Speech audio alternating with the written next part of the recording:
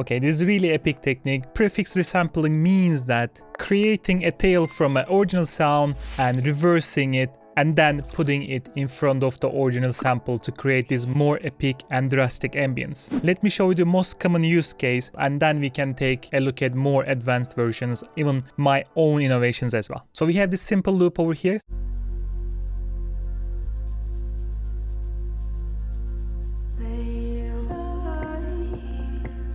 Beautiful, beautiful vocal. This is from Synth LFO. I know there are some people like, no, if it is not techno tutorial, I'm not gonna watch it. And then they miss this type of electronica tutorials. But anyway, so we have these vocals, but you can hear that the vocals comes in very weirdly, that there is nothing leading or hinting that the vocal comes. And what you do oftentimes is taking a piece from the vocal, and then you take a reverb and stretch it, and resample this long tail. And from that part, you just click R in Ableton. Basically, it reverses the sample and put that in front of the original sample.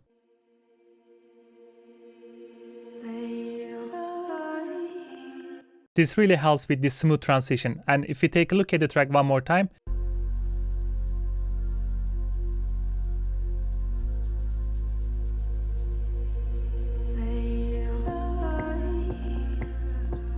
the second most common application of this technique is actually the pianos. Very common approach is not only using the reverb, but also using kind of extra modulation on the reverb so that it makes it a bit more ambient. In this case, we have this beautiful loop.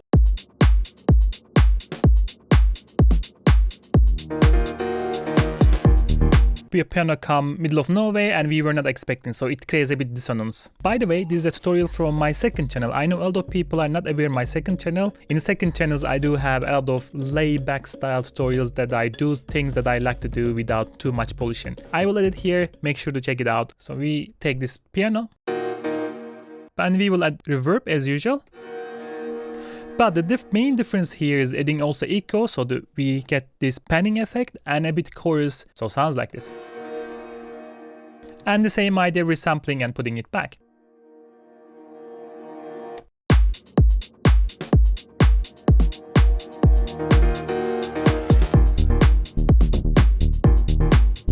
But this too was just the beginning. These are more simpler, more common approaches. Now we are going to take a look at a bit more experimental versions. And the first one is the lead sound. This time we have this vintage culture loop here.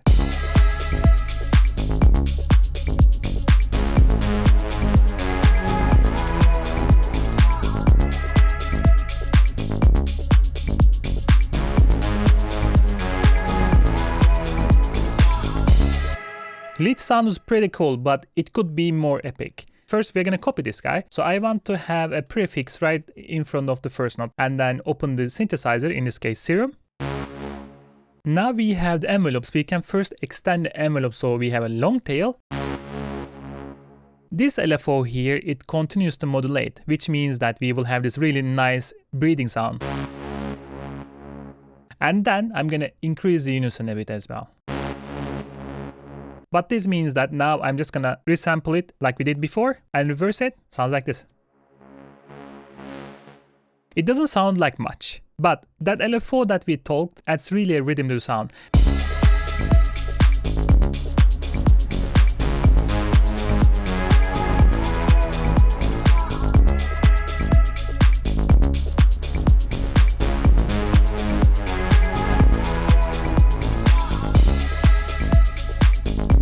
Such a useful trick. But do you think that is the end? No, no, no. We have a little bit more funny stuff here. These are my pure innovations, so they are a bit different and weird, but I'm sure you will like it. This time we are using the same technique on a shaker sound. I have this loop. This will be actually kind of a Hrach or Sol Selecta style tutorial. Again, it will be available on my second channel probably next week. So another reason to follow that channel. But it sounds like this.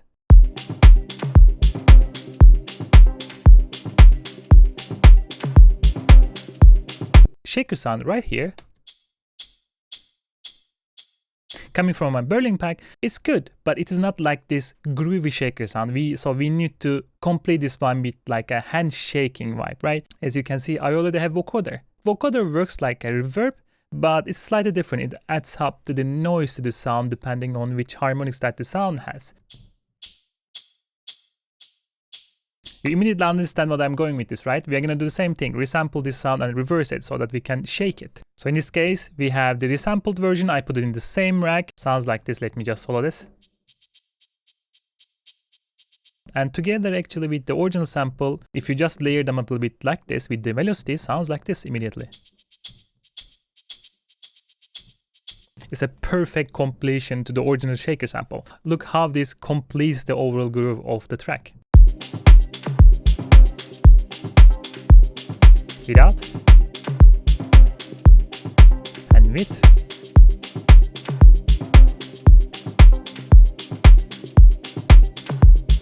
But this doesn't end here, so we have the next one now. And this one is extremely clutch, and it is about the bass sound. We have this progressive house style loop.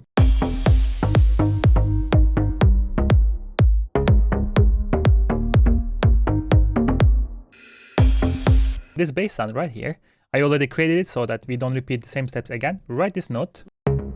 It comes after a big break, but this means that I can actually do something here to make it even more epic. I copied the same bass sound over here, but this time I made it longer and much more stereo compared to the original one, so it became like this.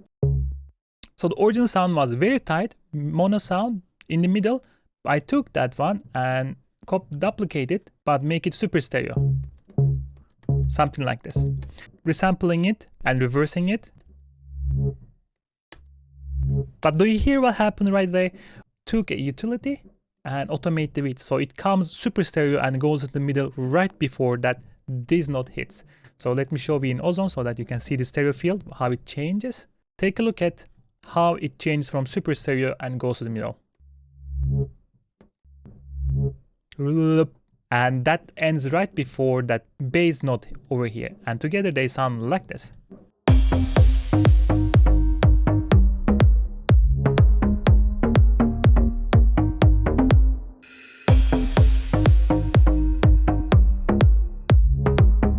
This is just so cool. It makes it really epic. This is the fifth.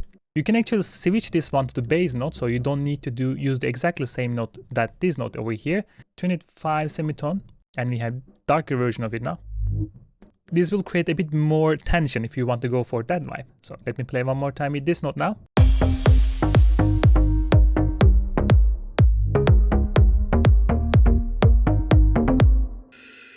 Again. It's so cool. It's really a tiny thing. But other than that, this was today's quick tutorial. Don't forget to give it a like and subscribe to the channel if you like it. But other than that, I will catch you next one. Goodbye.